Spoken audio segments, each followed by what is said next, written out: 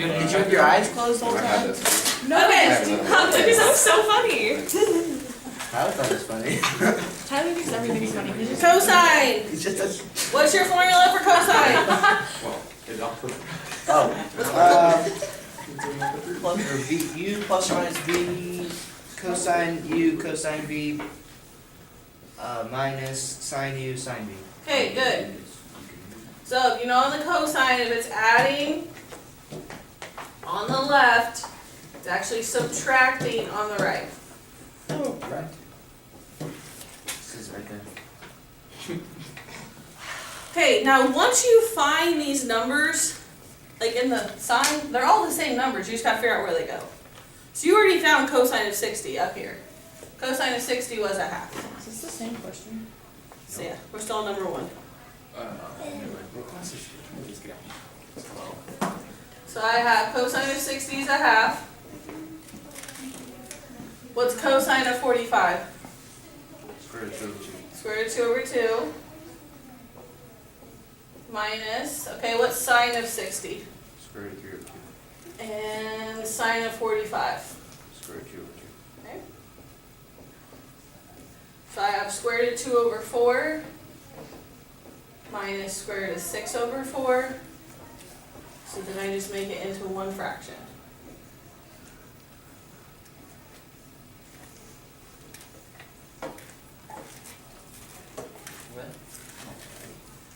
So, it's always gonna be like the same numbers for sine and cosine? Yes and no. Because if like, these both have square root of 2s and square root of 3, so you're gonna have square root of 2 and square root of 6. But sometimes if you just have like 0s and 1s, it's not gonna look exactly the same. Okay. But once you find these up here, it's all we're using on sines and cosines are sines and cosines. Now tangent will be different because you're using the tangent of them. Okay. Where does the 105, like, why does the... This is what you're given, but then 105 isn't perfect, so we're finding 2 that are perfect under a unit circle to give us the 105. But you were given this whole thing, Yeah. okay? So we're finding exact values. Okay. Okay? Now you will have to do problems where you don't have anything. Like I'll tell you, like, I don't know, like 75 and you'd have to find which ones make 75. This, yeah, sorry, we're not on number 3, we're on tangent. Well, we didn't even do either. I know, I meant. So many things wrong with that. I was like 1, 2. You guys are so nice to me. No, I was just confused. I was like, okay, I thought I understood, but I don't. And then I didn't even catch the 3. 3? She wrote down the number 3 and said Addison is tangent. still oblivious to this whole situation. What's new? I put number 3. I think she took so late to even think what I said. Okay. She's like, So we all on the same page now? Do I seem like trying to? I know, Alright, I'm like super so quiet. tangent. yeah. Formula for tangent on the top would be tangent of 60 plus tangent of 45. Okay, what about on the denominator? 1 minus.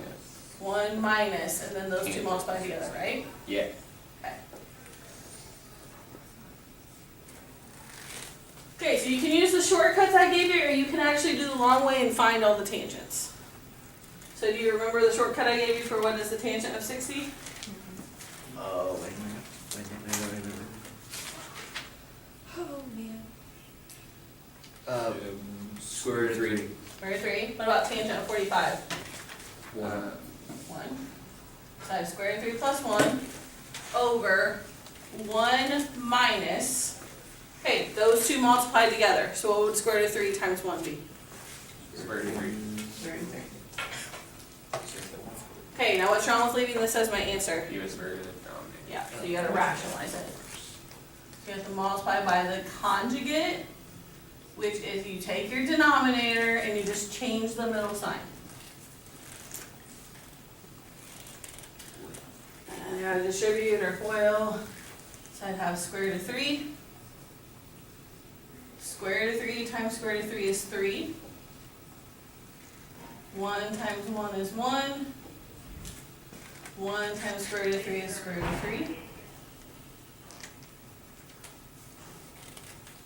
Then in the denominator, I have 1 plus square root of 3 minus square root of 3, and then minus, and square root of 3 times square root of 3 is 3.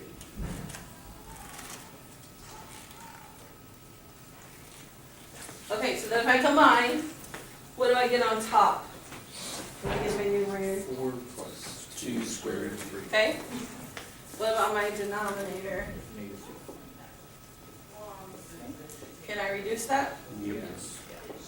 So those both divide by -2, so it'd be -2 minus square root